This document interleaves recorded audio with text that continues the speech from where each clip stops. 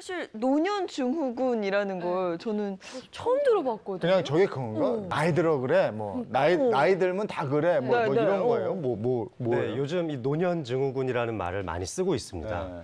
이 노년 증후군 또는 노인 증후군이라고 하는데요. 이 노년 증후군은 2가지 이상의 노인성 증상을 같이 가지고 있는 경우인데요. 정상적인 노화에 따르는 증상은 여기에 해당되지 않습니다.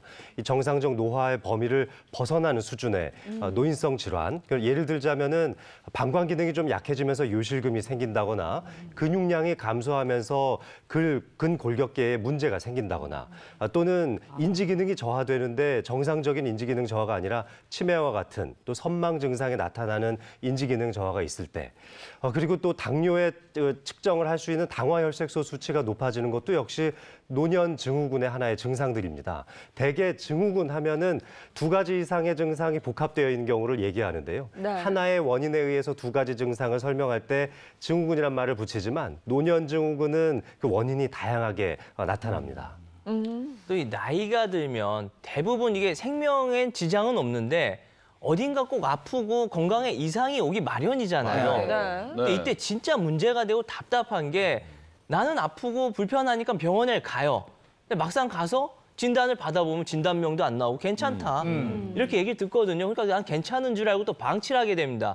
그럼 제가 오늘 여러 번 말씀을 드리게 되는데 결국 이게 방치를 하다 보면 돌연사로 이어질 수 있기 때문에 오늘의 이 노년 증후군 위험한 겁니다. 네. 이제 우리 어르신들이 이제 남자분들은 어깨, 여자분들은 허리 이런 거 이제 좀 연세 드시면 아파가지고 뻐근하다 이런 생각들 많이 하시잖아요. 네. 그럼 이제 병원에 갑니다. 그럼 일단 엑스레이를 찍어요. 네. 이상이 없대요.